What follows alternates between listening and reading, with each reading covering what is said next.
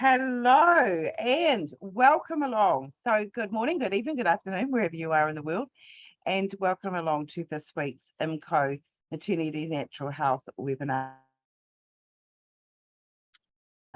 And a big hello today to Elaine Coote. So Elaine, say hello.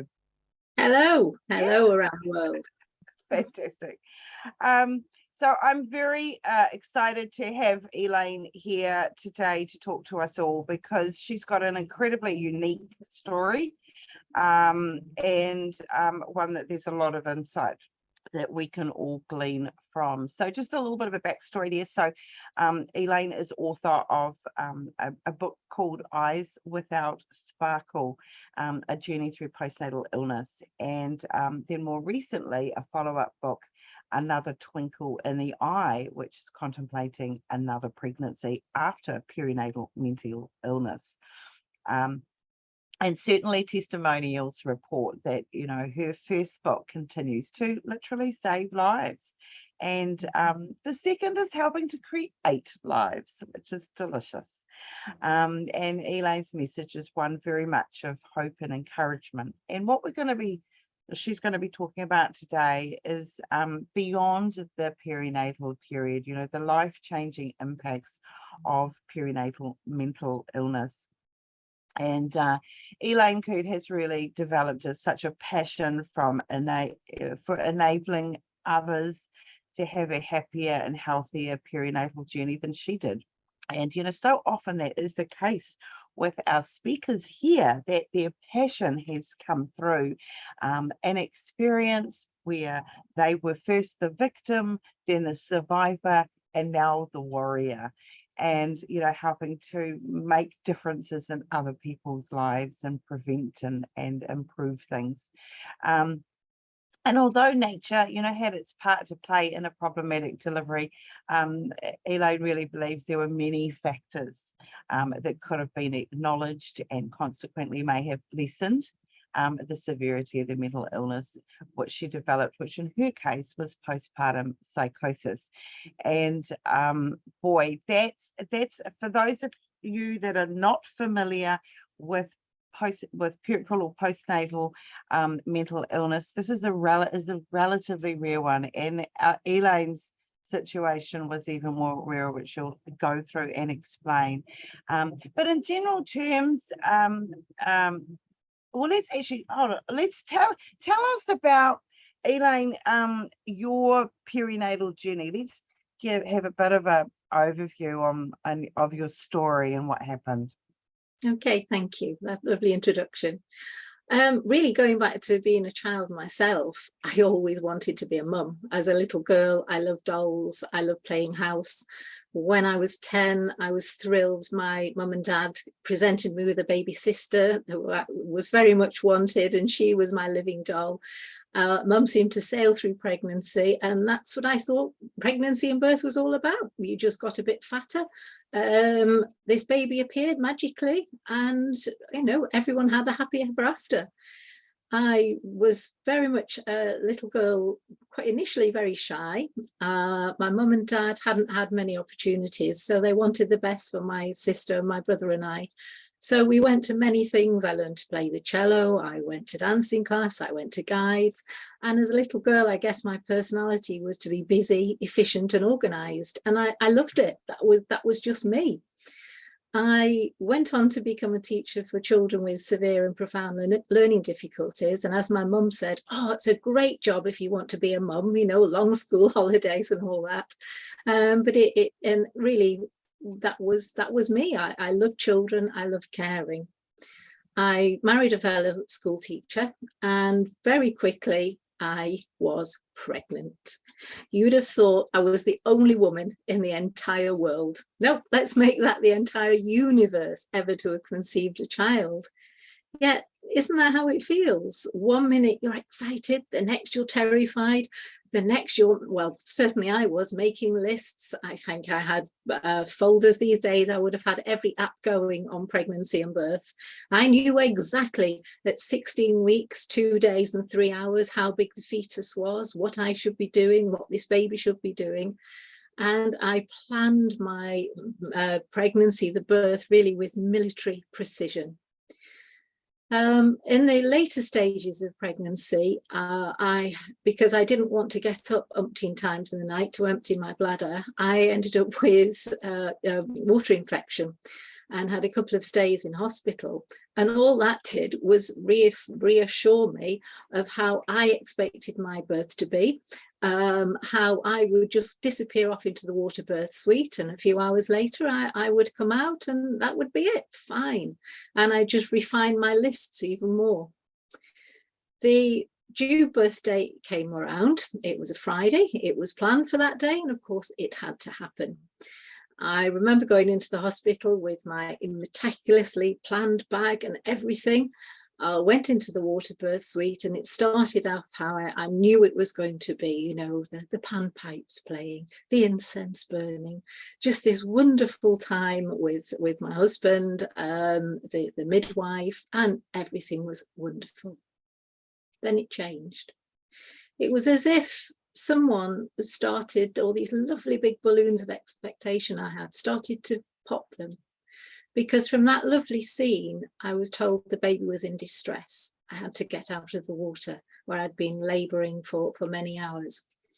And then all of a sudden, it was like room, windows, doors suddenly appeared from everywhere, and people all around me. And I remember everyone, it seemed they were shouting at me, come on, Elaine, get this baby out, or you'll have to go to theatre. And I honestly thought, why? What's on?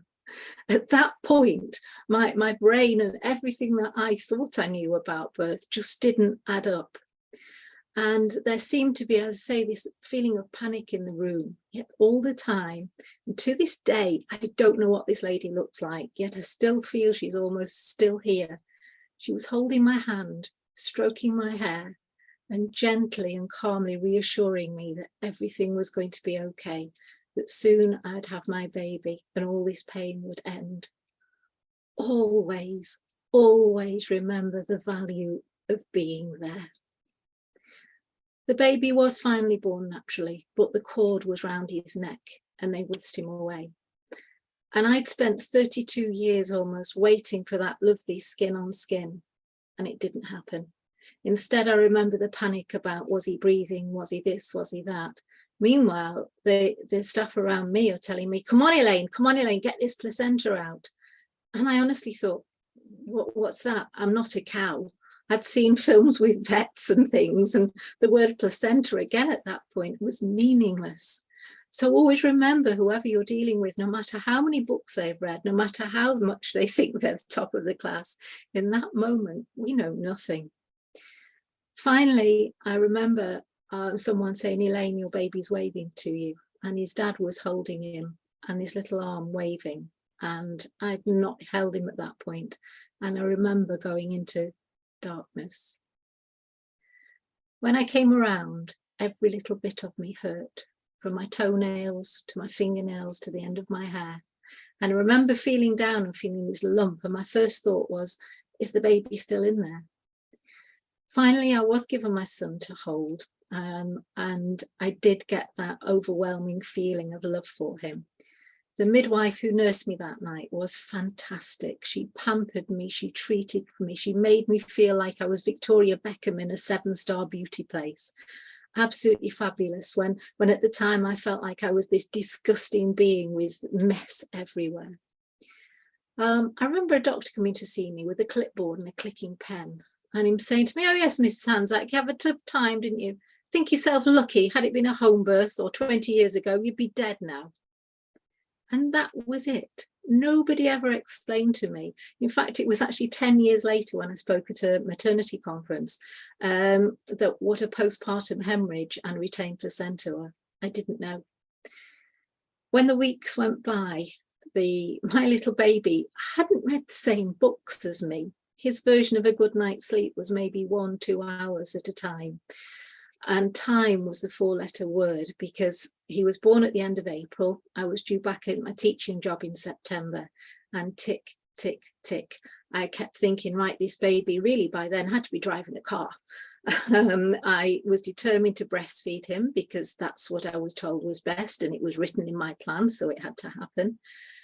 When he was 3 months old, he was rushed into hospital with suspected meningitis and was a very poorly little boy, and I had to stay in hospital with him for 10 days.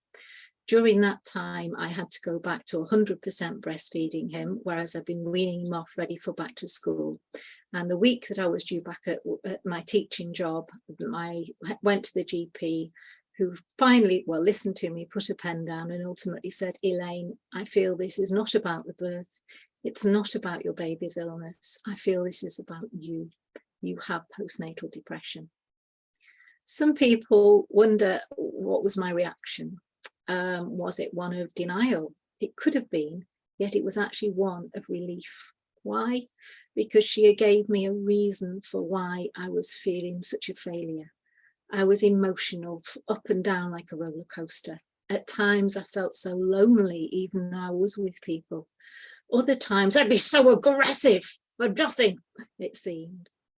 I felt very insecure and such irrational thoughts at times, very neurotic about the stupidest of things, and ultimately exhausted, a deep-seated exhaustion.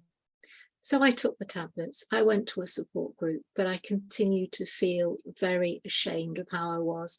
People around me kept saying, oh, I am surprised at you. You always wanted this baby. So I continued to wear that mask. I continued really to lie to people. How are you doing? I'm fine, I can manage. But in reality, I was sinking lower and lower. As the autumn wore on, I began really not bothering to sleep. Why bother? Because that thing would wake me up at any time. I pushed away offers of help. My parents, who I'm very close to, offered to have my son overnight. And I'd be, no, you can't have him because only I can breastfeed him. Ultimately, the week before Christmas, as the mum I had longed to be, I completely snapped. Over the period of about 24 hours, I began to self-harm. I literally smacked my head against the wall, and all I could put that down to was that my brain, I didn't want to die, I just needed it to turn off.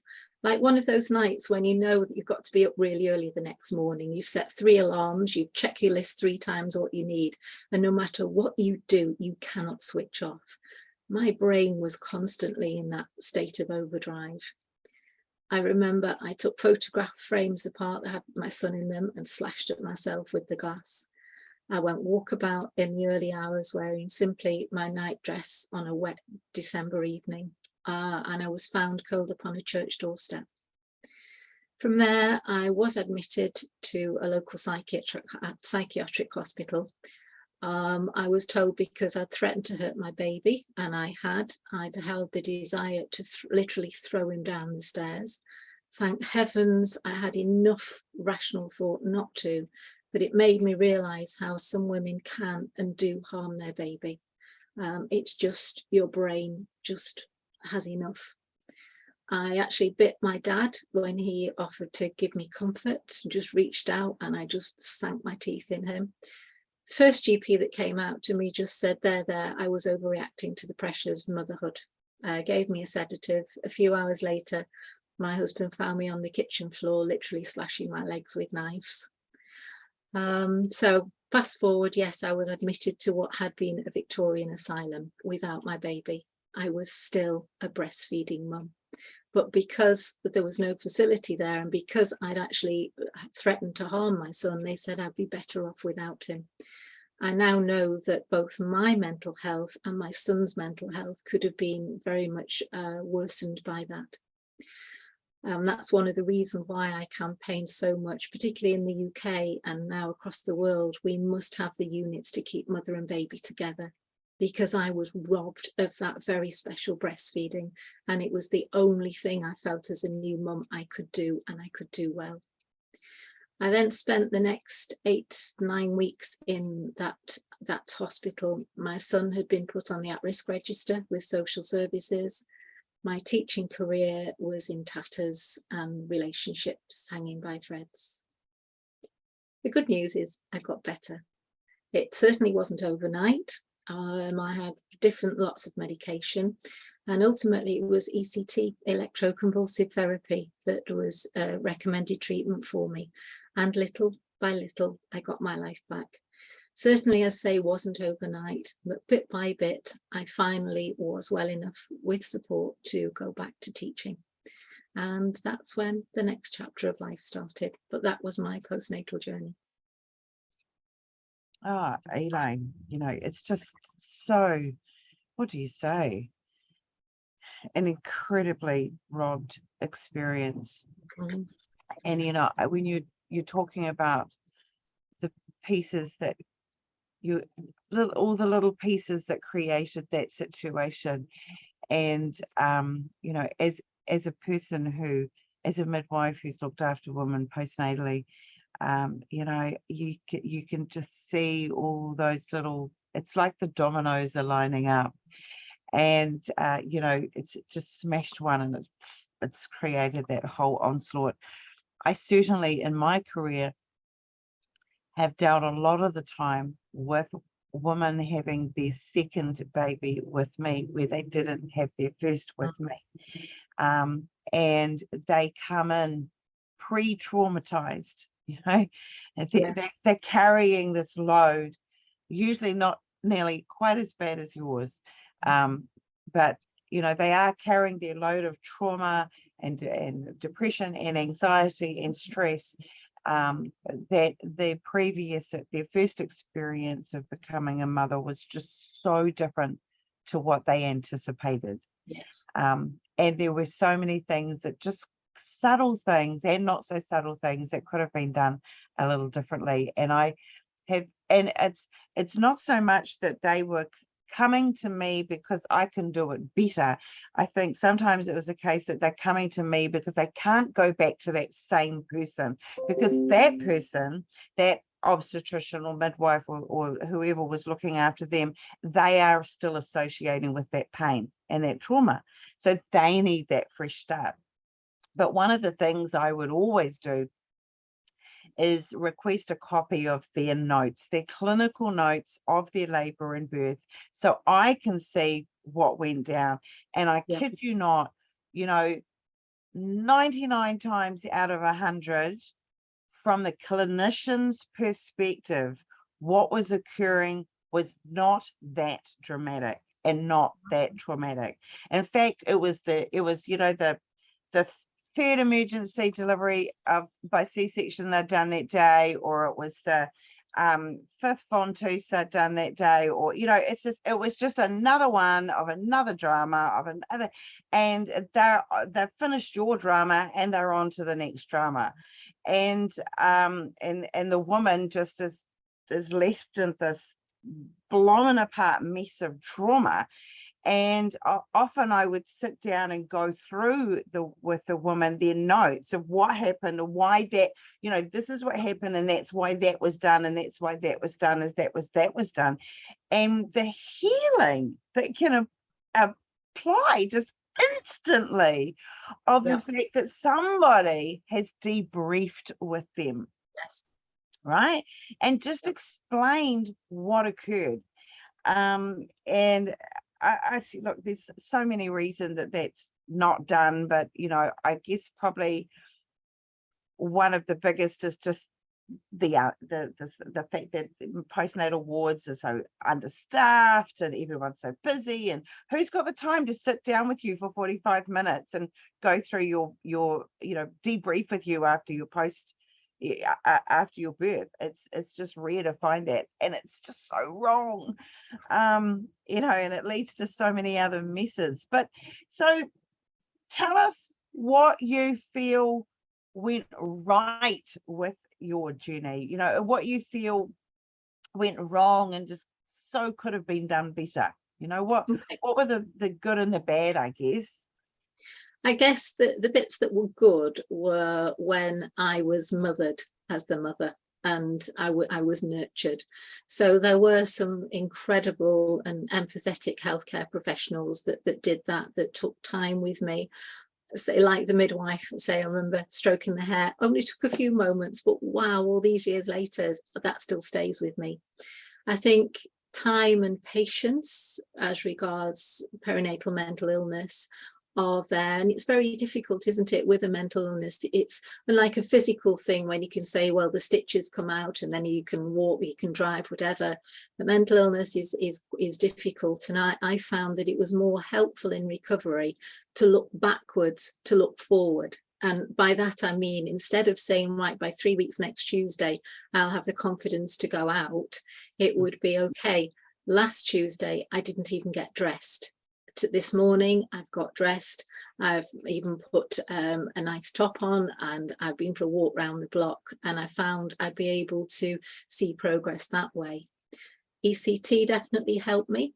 I would say staying in hospital helped me, because sometimes I say I'm all for care in the community, but sometimes you just need scooping up, putting in a place of care and safety, where even being asked, do you want a drink, is too big a question. It's a question of, Elaine, here's a drink and take one. Exercise helped. I had some really good occupational health that prepared me to go back to work.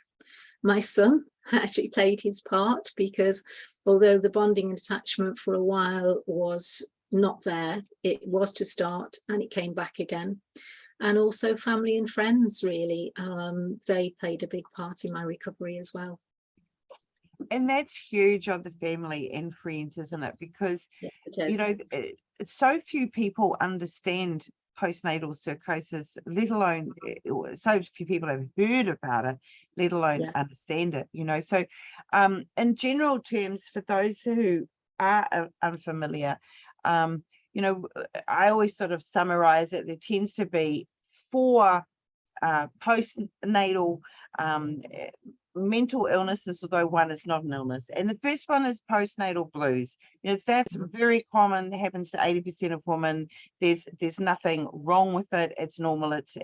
And in fact, when you, as a midwife, when you would see a woman get a little teary-eyed on day 2 or day 3, and you almost rub your hands together in glee going, yay, the milk is coming, because that's always happens just before the milk, pretty much. So that's an absolutely normal event, and women go through it, and it's a purely hormonal surge of change. You know, they after a woman gives birth, her hormones change by thousands of %. So yeah, we get a little emotional 2 or 3 days afterwards.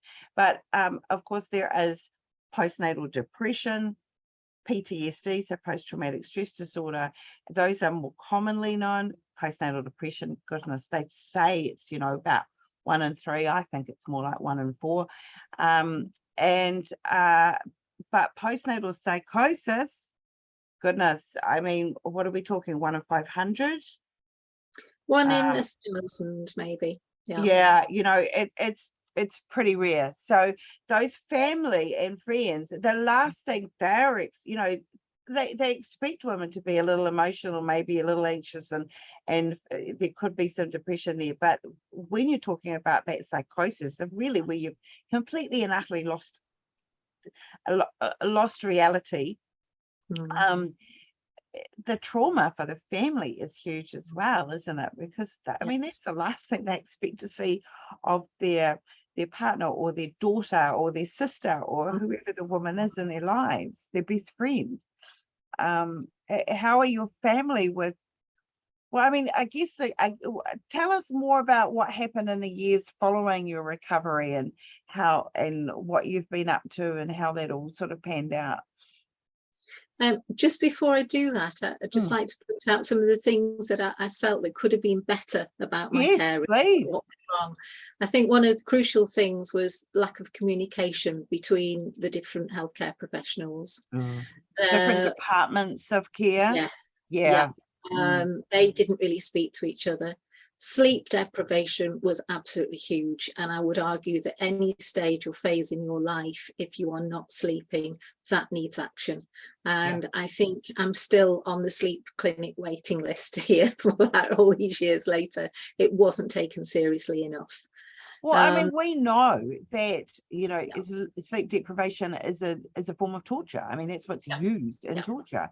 And because, you know, and when you take a woman's situation where, particularly when it's been this, you know, deliciously planned, fantastic natural Yeah. normal birth that she's going to have, and then it all goes to custard.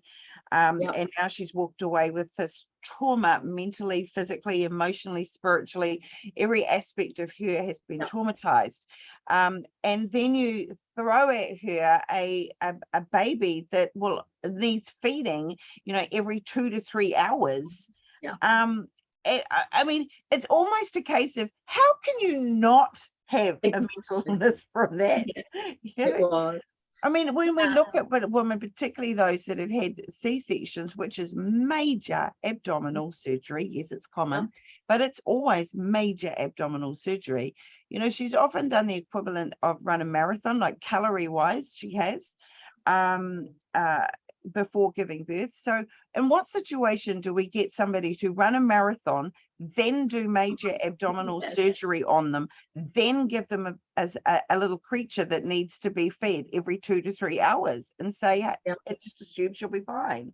Everything, it's so, women are so stacked up against them. Those that actually get through that and don't have some depression are quite rare. Yes. I think I had a part to play in it as well, because I pushed away offers of help for pride, for, as I said earlier, being ashamed and the stigma of it. And I think a lot of that comes down to ignorance. I didn't know. Certainly about puerperal psychosis. Here in the UK, we have a fabulous charity called Action on Puerperal Psychosis, who have a wealth of information, support for family members. They do research that goes all around the world. So that is a really good form, source of information. And we as a family, your comment that there was help offered that you could have taken, but you had pride that you and that's only fair, that when you particularly these days, I think the women are so drowned in imagery of successful motherhood. And when you've just got all these Instagram pages and all these Facebook groups and whatnot, and everybody's taking these fabulous photos of them and their magical baby and all looking wonderful,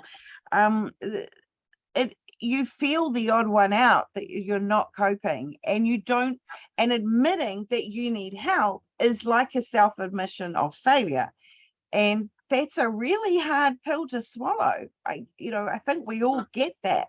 So yes, maybe you could have accepted help earlier, but who's going to do that? Because part of refusing the help is, in a way, is kind of holding up your last shreds of pride that you could get this through this. So yeah, it's wonderful that you can look now and say, I could have taken some help a little earlier, but we all understand your resistance to do it at the time. I think what the big turning point in my recovery was when I was inspired by, literally, I met a family on holiday, and I remember standing in the sea in Mallorca with this lady who now is a very good friend, telling her what had happened. And she said, "You should write a book, Elaine." And I, being the compliant person I am, I decided actually I would start writing it, even if it was just for me.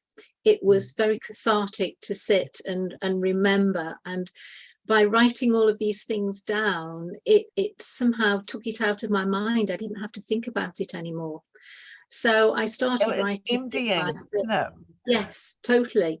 And I felt if it got no further than me, then it was still a good pastime.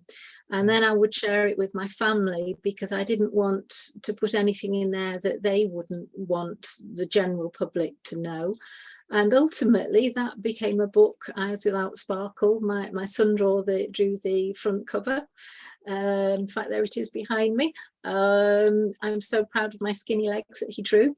And that came out in 2005, at a time when mental health really still wasn't discussed very much. So I was on BBC Breakfast, lots of UK television programmes, in lots of newspapers, magazines, and I was asked to do conferences and lectures. So it's not a job you can do as a full-time teacher. So I took a term off for sabbatical leave, and I've never been back in the classroom. I've literally spent all these last years speaking, learning, blogging, doing lots and lots more about just raising awareness of perinatal mental illness. I then joined a professional speaking association where I was mixing with literally motivational speakers from all over the world. And I had this whole new, almost like glamorous lifestyle, really. Sadly, at home, my son's father and I just started to drift apart and drift apart. One of the reasons was I'd always wanted another baby. He didn't. It was not up for discussion. And little by little, that was it. Marriage broke down. I met a fellow speaker who was also a very dynamic, motivational speaker. We had 4 amazing years. He'd suffered a period of ill health as well, mental illness, to which apparently when his GP said, "Oh, you've got depression," his answer was, "What? I can't be depressed. I'm a motivational speaker." Yeah. So we actually did a few talks together. And then suddenly one night, at the age of 52, he literally went up to bed. I heard a shout. I went up and he'd had a fatal heart attack. And once again, potentially, my life was in a black hole. The difference, though, was that in bereavement, I learned actually bereavement and depression are so closely related because they're both about loss. They're about loss of your expectations, loss of what you were going to do. And because Clive had lots of followers, I started to blog on a daily basis as how I was dealing with bereavement. And I learned by sharing, and my blog apparently was read by thousands of people all over the world, that the techniques I was using through bereavement were helping people through so many things that they were going through. So I was learning all along. And the one thing that kept coming back to me from people, both healthcare professionals and other families, well, what do you do, Elaine, next time round? You know, you've bounced back again. I was employed by a company to be a PA, and they were a company that did leadership training and communication skills. And through their help as well, I was able to have my second book, Another Twinkle in the Eye. I surveyed about 100 families, asked their opinions, what had happened to them, what help would they need. And my idea wasn't, I wanted everyone to go away and breed like rabbits. It was about, okay, you've had a tough time first time, or you've got a mental health history, what do you do? And it was about saying, okay, let's look at what's happened to other people. And I got other fully trained professionals to contribute as well. And I'm humbled to say that it was shortlisted by the British Medical Association for an outstanding contribution to medical literature, which is a non-trained medical person. I was congratulations. So that was the. And what year did that? Remind us what year that came out. That was 2015. Fantastic. So things were really, really good. Just before lockdown, I was speaking in the Middle East to 800 psychiatric professionals, and that was amazing. And then the pandemic hit. And in April 2020, both myself and my fiance at the time both got COVID, followed by months and months of long COVID. I completely lost my confidence, my purpose. It was a very, very tough time. We were supposed to be getting married, and it took us 5 attempts. And finally, in July last year, we got married, but both of us still didn't have that much energy. And it's only really, Kathy, in the last few months, I feel I've got my spark back. I really didn't think I could be doing this anymore. I doubted myself. I actually had counselling for anxiety, which was something I'd never suffered from before because of long COVID. And what it's done, that now has actually re-inspired me, because having been poorly again and recovered, it's really made me appreciate the young families out there who may have had bereavement, who may have had marriage breakdowns, who may have a mental illness, that just sometimes they need somebody to say, do you know what, it's okay. Life can throw you these things. You can get through them. So that's where I am again. In a way, I feel I'm starting on my talks again. I looked at my blog. We are and so excited to be, to have you here today. Thank you. I knew pieces of your story, and I didn't know about the fact that you got COVID right at the beginning, and this is when COVID was, the virus itself was stronger than it is now. Yeah. And there was no vaccines around where you may have had some, antibodies already in your system to protect you, and or to help your response. But goodness, I feel very privileged on behalf of us all here at IMCO to be, part of your, I'm getting myself back out there, and yeah, it's fantastic to have you here. Thank you. You've got so much to share, and you've got so much wisdom, and we have to have you out in this world sharing all of that. That is for sure. And congratulations on that success of that second book, particularly. That's such a compliment, and hats off to you that was recognized. You did the research with over 100 families, and you had the other healthcare professionals come in, and because it is such a big, it is very tricky for those families where they do want to have more than one child. They want to have a bigger family. That was always the plan. But the recovery of going through that first one was so traumatic and so drawn out.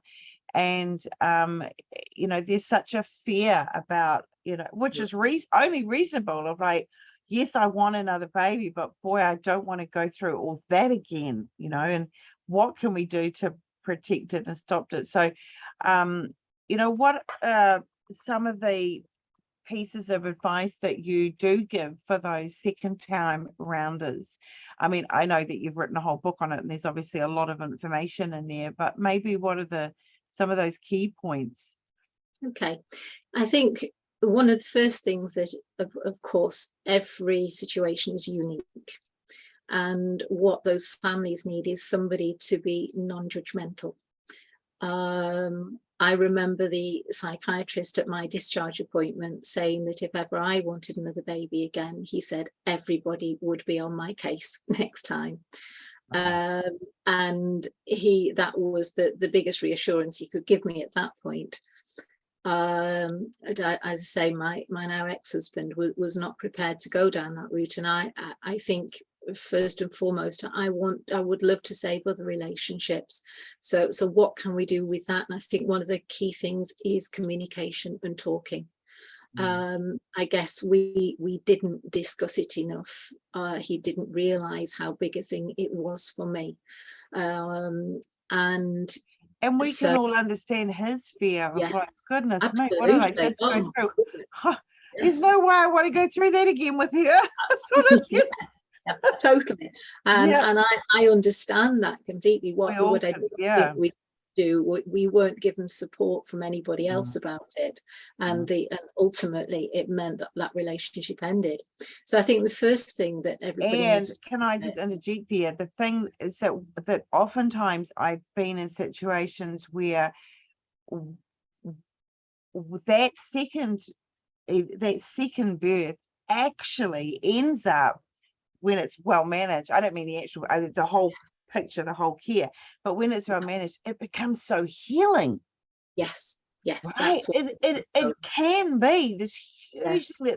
It's just resolved all of those previous issues. They're all, yes, they're there, they're not forgotten, but they're resolved, and because it's been hugely successful.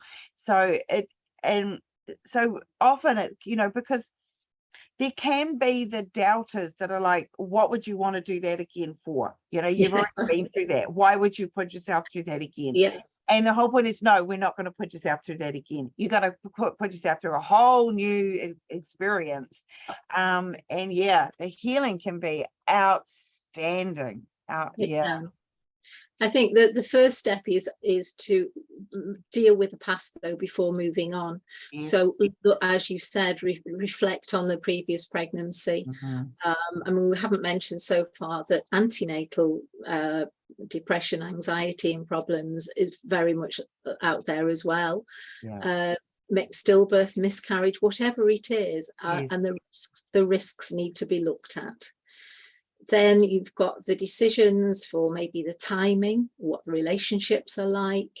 I've had perhaps some of the families told me about they had an unexpected pregnancy. How do you deal with that? Wow. And some said in some ways that was a blessing because the decision was taken from them and they've had to then deal with it, rather than consciously saying, right, yes, let's do this. Whatever which way. I think then the key thing is about planning. Do a plan for how you can have the healthiest pregnancy. Again, communication, the knowledge, even the preconceptual counselling is very helpful. Plan for a different birth. If the birth was an issue previously, it might not have been.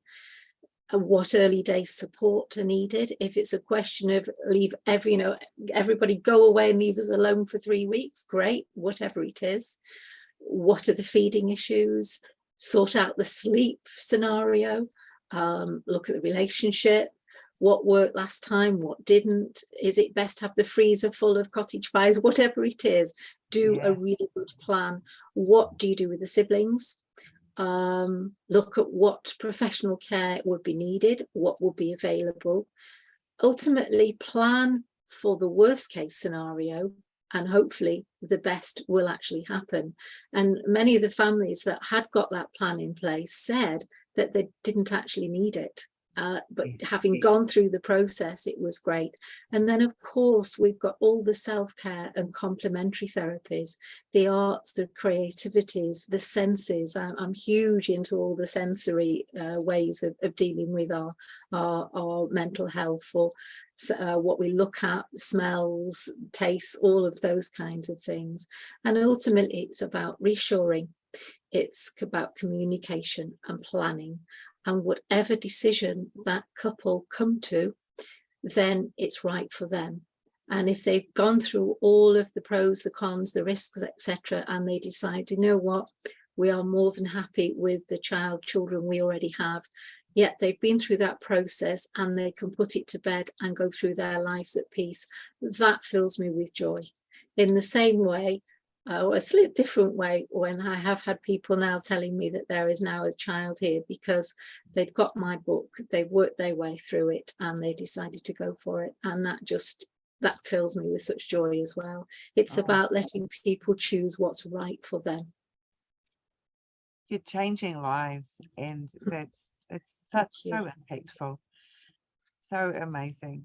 Now we need to wind things up soon. We're getting close to time, but as you get older, how do you feel impacted by what happened to you in that perinatal period, and are there any areas for future research that you would like to suggest? Yes, I feel that quite often in women's health in particular, we compartmentalize. You're a child, you're in puberty, you're a new mum, you're menopausal, you're elderly. Why aren't we connecting the dots? Because every stage and every phase we go through surely is impacted by a previous one. Certainly through my perinatal experiences, yes, of course, there have actually been positives. I mean, my life has been amazing as a result of my books and my talks and things. My new husband, who I met through it all, wow. I mean, Mike and I, fabulous. The whole mental health awareness now that's out there is wonderful. I'm more aware of it and therefore can help and support people, which previously I'd have thought, well, I actually thought I was immune from a mental illness because, I write lists. I've learned so much through it. I'm more relaxed. It's easier for me to say no to things. And I'm actually proud if there's a bit of tuss, because it really doesn't matter. Yet on the other hand, yes, relationships have been impacted. And I'm speaking now for many other people as well. Long-term mental health issues for partners and the dads who've experienced a traumatic birth have got long-term PTSD or mental health issues. We've already discussed another baby. Some women have lost their confidence, their character's changed, and that's meant a career has changed because of what happened in that perinatal period. Bereavement can really hit hard. I think there's always a sense of guilt that why didn't you do things differently? You know, should I have done this? Should I have done that? What if? That stays with you. I know there is research to say that the mental health of a mum can impact on the infant. So as your child grows, you have that guilt. Oh, is my child now having problems because that's my fault? That stays with you. At the stage, you know, I was at a few years ago, the empty nest syndrome. That's another phase that women can find really, really difficult.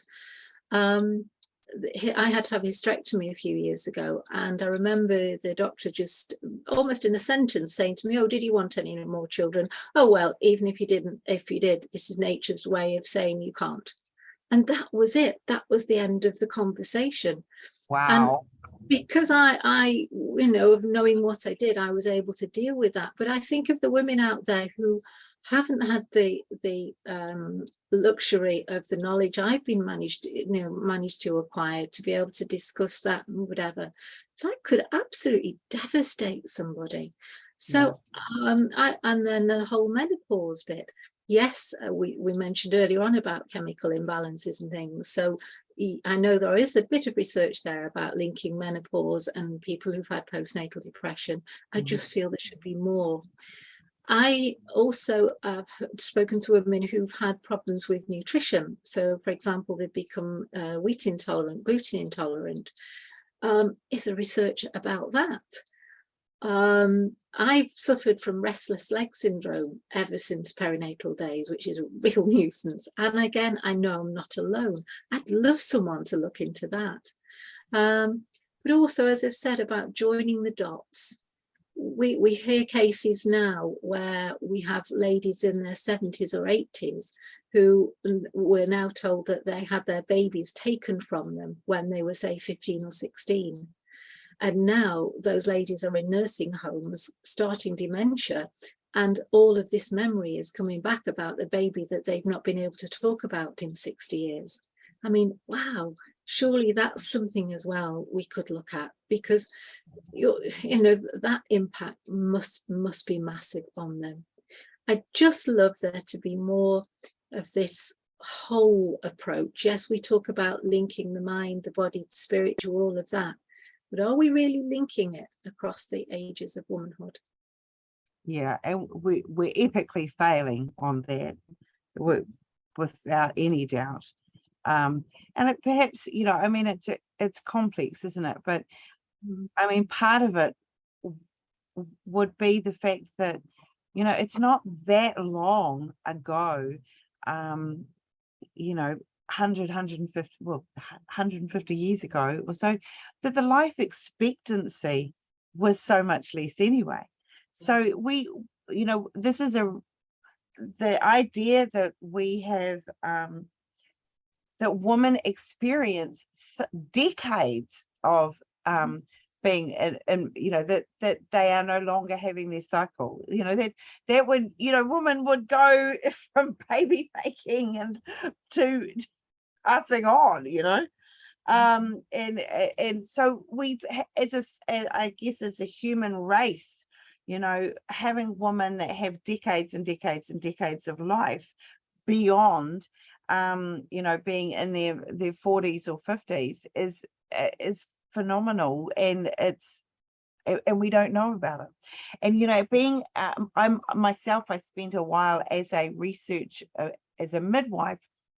I spent a while as a maternity research midwife at a university, and the thing that became incredible, I always knew it anyway, but boy, it was really in my face, that the more we study, the more we realize we don't have a clue. right? You do this piece of research because you're looking, you're working out, why does the body do this, or why does that work, and as it does, and then you get through and you go, oh my God, this one study has triggered another 4 studies, because there's all these other things that we didn't expect to come through. And so we are a long way from understanding those complexities, and the fact that we know that the spirit and the mind and the emotions and the body, they're also interconnected. But do we really teach that at the moment? No, not really. It's sort of given platitudes, that we know as health professionals that we should be looking after the woman holistically within all those areas. But does anybody teach us how to do that? Not really. Or very little. It's all sort of so we're still very much focused on the physical, and Yes. But even the more we study the physical, we realize we don't understand why that occurs, particularly for women. Anything to do with reproduction is so incredibly complicated physically. We don't even, people would often sort of assume, I think, as well, that the doctors know everything now, and they've studied it all, and they've got all the answers. And that's the scary thing, that no, not at all. We have theories as to why preeclamptic toxemia occurs. We don't, it's theories, and we've got some treatments for it, but do we know what really causes it? No, we just have theories around it, and we've got some understanding around it. Medical science hasn't even cured hiccups yet, so True. we have a long way to go. But with people like yourself making these huge, impactful changes and improvements, that's what's going to make that difference. And I think that probably you and I we're in that same position of saying, we just want our children's grandchildren, that things will be so much, it is improving, and it will get better, and things that to us are not understood will become understood. Yes. And but we really are still at that cutting edge of knowledge, very much. So look, thank you so much for sharing your journey today. It's deeply personal and incredibly impactful. Is there anything else that you would like to close on, Elaine, before we wind things up? I think to the parents out there, please let my story be one of information and inspiration, not the biggest contraception ever, because I ideally would have loved another baby. I think it's about seek help, get support, because there is so much more out there. If something doesn't feel right, just say so, and get the help and support. And even if you are unwell, like me, you can actually get your sparkle back. And to the healthcare providers out there, let me just say thank you, because it's the small things that you do can make a massive difference to people. Please just think back to that midwife. 20 odd years later, I still can feel her stroking my hair, stroking my hand, and telling me everything was going to be okay. And ultimately, she was right. So thank you, because without people like you, people like me wouldn't get their lives back. Thank you. I love that. It's just beautiful. Elaine, very last thing, can you just go over your contact details? Yes, there's a slight confusion at the moment, because now, of course, my new married name is Elaine Coote, but my book and my website still are in my previous name of Elaine Hanzak. So my email is very easy. It's elaine@hanzak.com. And my website is literally hanzak.com, HANZAK. So HANZAK. Brilliant. Yes. Okay. Yeah. So thank you so much, Elaine. And thank you to those who were attending live today. It's always lovely to have our live audience. And we know that a lot of our audience are watching this later on down the track.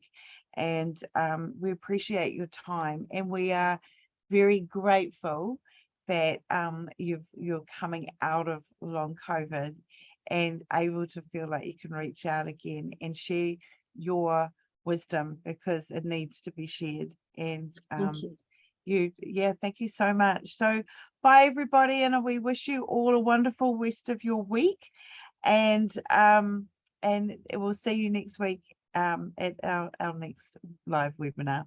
Thank you everybody.